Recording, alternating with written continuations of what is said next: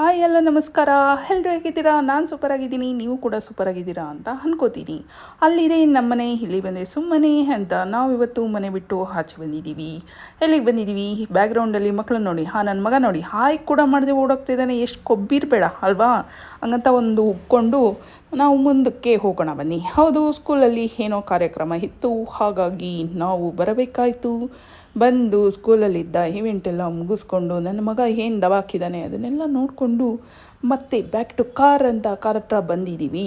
ಸದ್ಯಕ್ಕೆ ಇನ್ನೊಂದು ಪ್ರೋಗ್ರಾಮ್ ಇದೆ, ಅದನ್ನು ಮುಗಿಸ್ಕೊಂಡು ಮನೆಗೆ ಹೋಗೋಣ ಅಂತ ಕಾರಲ್ಲಿ ಕೂತ್ಕೊಂಡ್ವಿ. ಎಲ್ಲಿಗೆ ಹೋಗ್ತಿದ್ದೀನಿ ಹಾಗೆ ಹೇಳ್ತೀನಿ ಬನ್ನಿ. ನೀರು ಕುಡಿತಾ ಇದ್ದೆ, ಕಾರ್ ಸ್ಟಾರ್ಟ್ ಮಾಡ್ರು, ಹಂಗೇ ಒಂದು ಲುಕ್ ಕೊಟ್ಟೆ.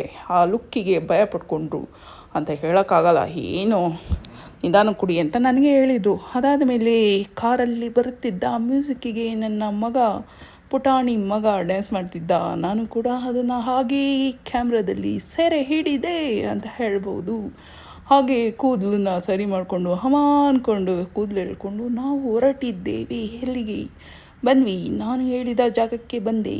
ಈ ನನ್ನ ಮಕ್ಕಳಿದಾರಲ್ಲ, ತರಲೆ ನನ್ನ ಮಕ್ಕಳು, ಬೇಡ ಕಂಡು ಚಾಕ್ಲೇಟ್ ತಿನ್ನಬೇಡಿ, ಸ್ವೀಟ್ ತಿನ್ನಬೇಡಿ, ಹಾಳು ಮುಳು ತಿನ್ನಬೇಡಿ ಅಂತ ಹೇಳಿ ಕೇಳೋದೇ ಇಲ್ಲ ನನ್ನ ಮಾತು.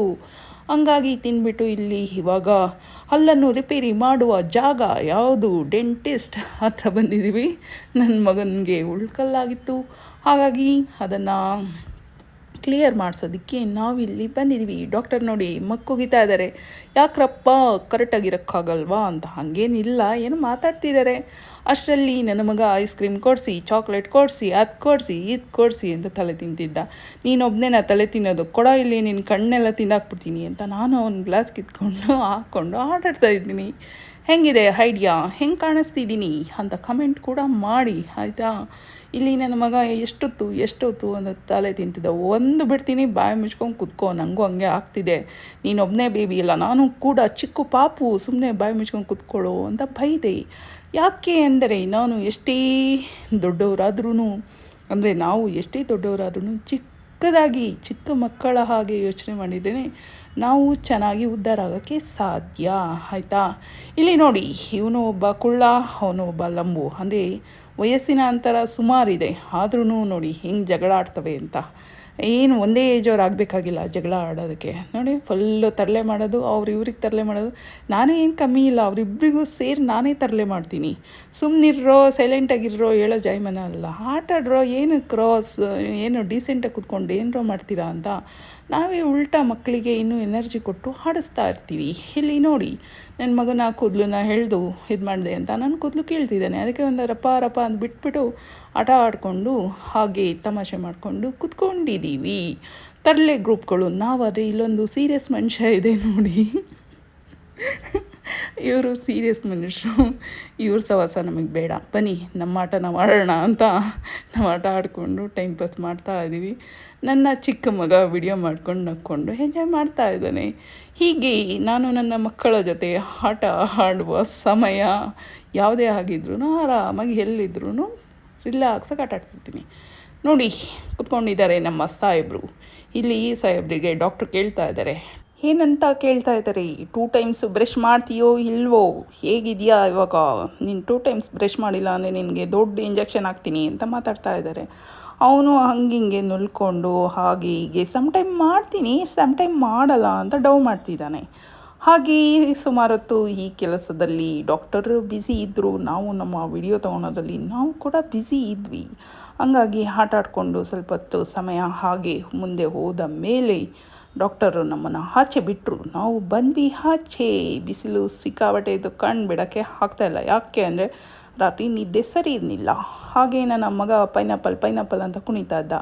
ನಾವು ಮನೇಲಿ ಕಮ್ಮಿ ಅಂದ್ರೂ ಅರ್ಧ ಗಂಟೆ ತೊಗೊತೀವಿ, ಅದನ್ನು ಕಟ್ ಮಾಡಿ ಕ್ಲೀನ್ ಮಾಡಿ ಒದ್ದಾಡೋ ಹೊತ್ತಿಗೆ ಸಾಕು ಅನ್ನಿಸುತ್ತೆ. ಇಲ್ಲಿ ನೋಡಿ, ಈ ಪೈನಾಪಲ್ ಕಟ್ ಮಾಡುವ ಮನುಷ್ಯ ಏನು ಪಟಾಪಟ್ ಅಂತ ಕಟ್ ಮಾಡಿ, ಏನು ಒಂದು 2 ನಿಮಿಷನೂ ತೊಗೊಳ್ಳಿಲ್ಲ ಒಂದು ಹಣ್ಣು ಕಟ್ ಮಾಡೋದಕ್ಕೆ. ನನಗನ್ನಿಸ್ತು, ವಾವ್ ಏನಪ್ಪ ನಿಂದು ಕಲೆ ಅಂದ್ಕೊಂಡ್ವಿ. ನಿನ್ನ ಕಲೆಗೆ ಒಂದು ನಮಸ್ಕಾರ ಇಟ್ಕೋ ಅಂತ ಹೇಳಿ ಆ ಪೈನಾಪಲ್ಗೆ ಉಪ್ಪು ಖಾರ ಹಾಕ್ಕೊಂಡು ತಿನ್ಕೊಂಡು ಹಾಗೆ ಮತ್ತೆ ಕಾರಲ್ಲಿ ಕೂತ್ಕೊಂಡ್ವಿ. ನನಗೆ ಪೈನಾಪಲ್ಲು ಇಷ್ಟ ಆಗುತ್ತೆ, ಉಪ್ಪು ಖಾರ ಹಾಕಿರೋದ್ರಿಂದ ಇನ್ನೂ ಸಖತ್ತಾಗಿದೆ ಅಂತ ಅನ್ನಿಸ್ತು. ಹಾಗೆ ಪೈನಾಪಲ್ನ ಎಲ್ಲರೂ ತಿನ್ಕೊಂಡು ಮತ್ತೆ ಇನ್ನೊಂದು ಶಾಪ್ ಕಡೆ ಹೋದ್ವಿ. ಎಲ್ಲಿಗೆ ಹೋದ್ವಿ? ನೋಡಿ, ಇದೆಲ್ಲ ನೋಡಿದರೆ ಏನಕ್ಕೆ ಹೋಗಿರ್ತೀನಿ ಅಂತ ನಿಮಗೆ ಅರ್ಥ ಆಗಿರುತ್ತೆ. ಎಕ್ಸ್ಪ್ಲೇನ್ ಮಾಡೋದೇನು ಬೇಕಾಗಲ್ಲ ಅಂತ ಅಂದ್ಕೊಂಡಿದ್ದೀನಿ ಅಲ್ವಾ, ಹೇಳಿದ್ದೀನಿ ಅಂತ. ಅದಾದಮೇಲೆ ಬಿಸಿ ಬಿಸಿ ಊಟ, ನಾನ್ ವೆಜ್ ಊಟ. ವೆಜ್ ಅವರು ದಯವಿಟ್ಟು ವಿಡಿಯೋ ನೋಡಬೇಡಿ ಅಂತ ಹೇಳ್ದ. ಯಾರ್ಯಾರಿಗೆ ಏನೇನು ಬೇಕು ಎಲ್ಲ ನಾನ್ ವೆಜ್ ಊಟ ಮಾಡಿಕೊಂಡು ಮತ್ತೆ ಕಾರಲ್ಲಿ ಕೂತ್ಕೊಂಡ್ವಿ. ಫುಲ್ ಟೈಮ್ ಆಗಿತ್ತು ಮನೆಗೆ ಬಂದು ಅಡುಗೆ ಮಾಡೋ ಇದಿರಲಿಲ್ಲ. ಹಾಗೇ ಏನೇನೋ ಮಾತಾಡಿಕೊಂಡು ಟೈಮ್ ಪಾಸ್ ಮಾಡಿಕೊಂಡು ಮನೆಗೆ ಹೊರಟ್ವಿ. ನನ್ನ ಮಗ ನನಗೆ ಅದು ಇದು ಇದು ಅದು ಅಂತ ಹೇಳ್ತಾ ಇದ್ದೆ. ತಾಯಿ ಆದಮೇಲೆ ಅದನ್ನು ಹೇಳಿಲ್ಲ ಅಂದರೆ ತಾಯಿ ಆಗೋಕ್ಕೆ ಲಾಯಕ್ಕಿರ್ತೀವ. ಹಂಗಾಗಿ ಅವಾಗವಾಗ ಹೇಳ್ತಾ ಇರಬೇಕು. ಅದೆಲ್ಲ ಮಕ್ಕಳು ಉದ್ಧಾರ ಆಗ್ತಾರೋ ಇಲ್ವೋ ನಾವೆಂತೂ ಹೇಳಿ ನಮಗೆ ನಾವು ಸಮಾಧಾನ ಪಡ್ಕೊತಾ ಇರಬೇಕು. ಇದು ತಾಯಿ ಮಾತಾ ದೇವರುಗಳ ಸಿದ್ಧಾಂತ, ವೇದಾಂತ ಏನು ಬೇಕಾದ್ರೂ ತಗೋಬೋದು. ಹಾಗೆ ನನಗೆ ಸ್ವೀಟ್ ಪಾನ್ ಅಂದರೆ ತುಂಬ ಇಷ್ಟ.